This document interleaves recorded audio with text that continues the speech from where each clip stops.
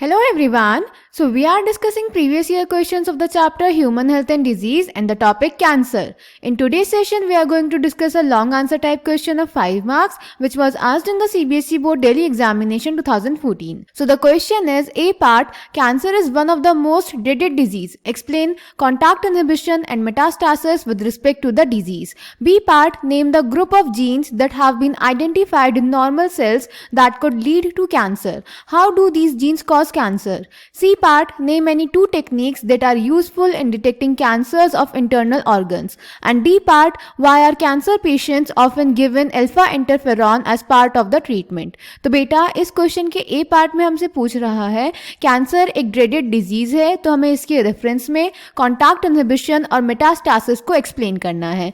B part में हमें उन ग्रुप ऑफ जीन्स का नाम बताना है जो नॉर्मल सेल्स में प्रेजेंट होते हैं और कैंसर कॉज करते हैं. सी पार्ट में हमें दो टेक्निक्स बतानी है जो कैंसर को डिटेक्ट करने में यूज होती हैं इंटरनल ऑर्गन्स के.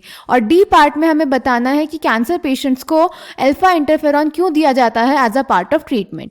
सो लेट्स चेक द आंसर. तो बेटा कॉन्टैक्ट इनहिबिशन में क्या होता है, जो नॉर्मल सेल्स होते हैं वो कॉन्टैक्ट इनहिबिशन की प्रॉपर्टी शो करते हैं. यानी कि जब दो सेल आपस में कॉन्टैक्ट में आते हैं तो उनकी अनकंट्रोल्ड ग्रोथ रुक जाती है. पर जो बेटा कैंसरस सेल्स होते हैं वो इस प्रॉपर्टी को लूज कर देते हैं और एज अ रिजल्ट वो हमेशा डिवाइड करते रहते हैं, जिसकी वजह से एक मास ऑफ सेल इकट्ठा हो जाता है जिसको बोलते हैं ट्यूमर्स. क्लियर. अब इसमें ही एक टाइप का ट्यूमर होता है मैलिग्नेंट ट्यूमर, जो कि बहुत हार्मफुल होता है. अगर उसके सेल्स उससे कुछ अलग हो जाएं तो वो ब्लड के साथ दूसरी साइड से पहुंच जाएंगे और उन साइड से पहुंचकर नया ट्यूमर स्टार्ट कर देंगे. इस प्रॉपर्टी को बोलते हैं मेटास्टासिस. क्लियर. उसके बाद बेटा बी पार्ट में ग्रुप ऑफ जीन्स बताना था जो कैंसर कॉज करता है, तो बेटा वो होता है ऑन्कोजीन्स. क्लियर. उसके बाद सी पार्ट में दो टेक्निक्स बतानी थी जो कैंसर को डिटेक्ट करने में हेल्प करती हैं, तो वो है रेडियोग्राफी और सीटी. उसके बाद डी पार्ट में हमें बताना था कि पेशेंट को अल्फा इंटरफेरॉन क्यों दिया जाता है. तो बेटा जो ट्यूमर सेल्स होते हैं वो अवॉइड करते हैं इम्यून सिस्टम का डिटेक्शन और डिस्ट्रक्शन प्रोसेस, तो इसीलिए हमें बायोलॉजिकल रिस्पॉन्स मॉडिफायर्स की जरूरत होती है जैसे कि अल्फा इंटरफेरॉन. तो बेटा ये इम्यून सिस्टम को एक्टिवेट कर देते हैं और ट्यूमर को डिस्ट्रॉय करने में हेल्प करते हैं.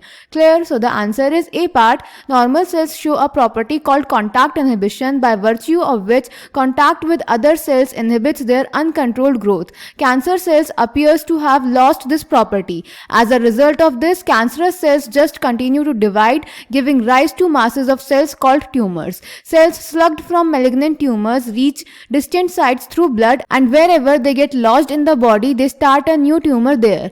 This property is called metastasis. Then B part, the group of genes that have been identified in normal cells that could lead to cancer are oncogenes, which when activated and lose the property of contact inhibition cause cancer. C. Radiography and CT.